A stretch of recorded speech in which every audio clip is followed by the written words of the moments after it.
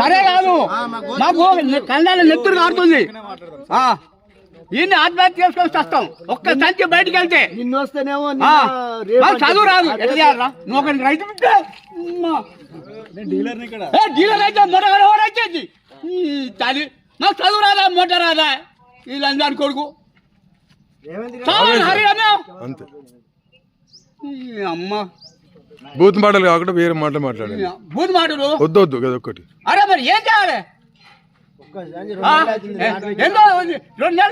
రైతు ఎంత ఆవేశం ఉంది అనేది మీరు అర్థం చేసుకోరు.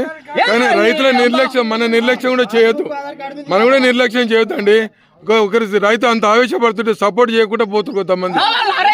ఆత్మహత్య చేసుకుంటున్నా. ఎట్లా నేను ఏం చేయాలరా? నేను ఇప్పుడు చదువు రాదా?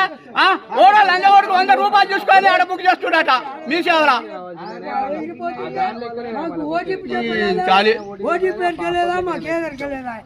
నువ్వు మాత్రం ఒక సంచి ఇటుకెళ్ళి మాత్రం బాగుండవు బిడ్డ.